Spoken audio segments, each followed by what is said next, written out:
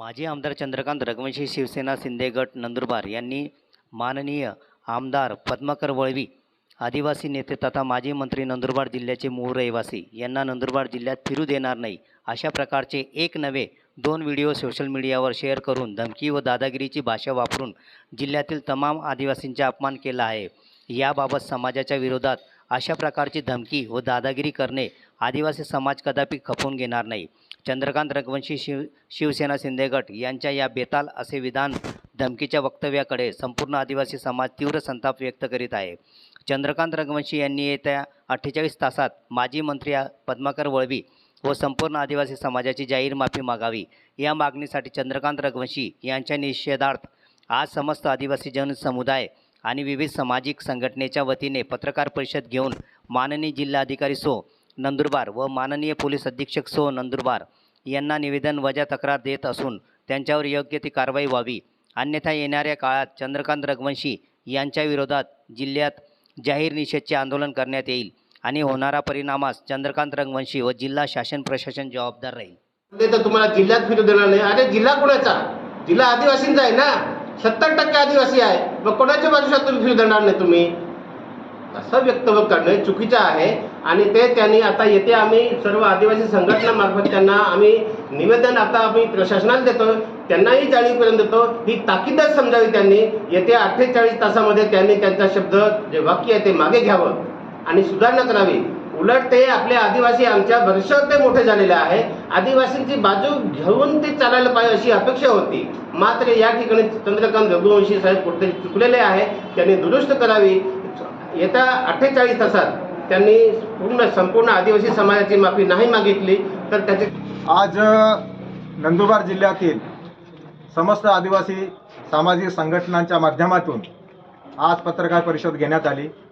पत्रकार परिषदेचा मुख्य विषय आहे की चंद्रकांत रघुवंशी यांनी माजी पद्माकर वळवी मंत्री यांच्या विरोधामध्ये जे वक्तव्य केलं, त्यांचं पॉलिटिकल वक्तव्य राहिलं असतं तर आम्हा सामाजिक संघटनांना काही घेणं देणं नव्हतं, परंतु त्यांनी पद्माकर वळवी साहेबांचं नाव घेऊन असं त्यांनी वक्तव्य केलेलं आहे चंद्रकांत रघुवंशी यांनी की पद्माकर वळवी यांना या नंदुरबार जिल्ह्यामध्ये आम्ही फिरू देणार नाही।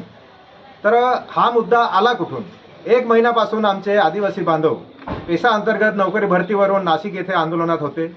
तिथून पेसा भरतीचे आंदोलन सुरू असताना धनगर आणि धनगर आदिवासींचा मुद्दा कधी नव्हता, परंतु ते पेसा भरतीला काउंटर करण्यासाठी माननीय वर्तमान सरकार महाराष्ट्र राज्य यांनी तो धनगर समाजाचा मुद्दा पुढे आणला आणि तिथून जो आमच्या पेसा भरतीचे जे आम्हाला लाभ मिळणार होता आमच्या बांधवांना, तो मुद्दा डायव्हर्ट करण्यासाठी त्यांनी धनगर मुद्दा आणला आणि तो मुद्दा आणल्यानंतर की मी लवकरच तुम्हाला धनगर आणि धनगर एकच आहे आणि तुम्हाला मी तो दाखला देण्यासाठी आम्ही कारवाई करू मंत्रिमंडळाच्या माध्यमातून। हे असंविधानिक पद्धतीने जे भाष्य आहे आणि त्यांनी तसं मंत्रिमंडळात त्यांची बैठक पण झालेली आहे।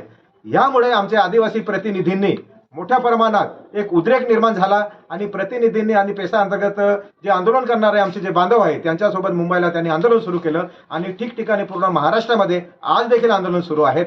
असं असताना पद्माकर वळवी साहेबांनी जे भाषण केलं ते भाष्य केलं की वर्तमान शिंदे सरकार यांनी धनगर आणि धनगरांचा मुद्दा हा कालाबाह्य झालेला आहे, सुप्रीम कोर्टाने त्यांना नाकारलेला आहे, हा कोर्टाचा अवमान करत आहे, म्हणून त्यांनी धनगरांना आदिवासी दाखले देऊ नये। याच्यामध्ये गैर काय आहे?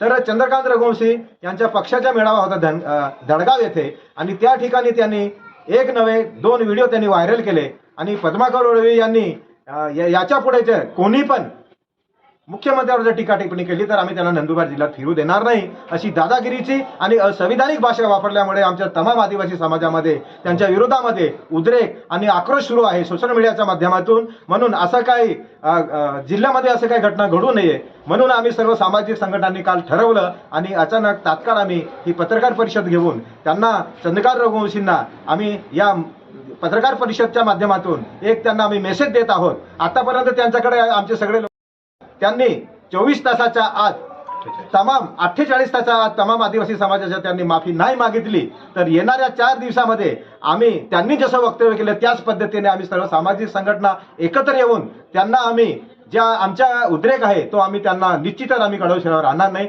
धन्यवाद।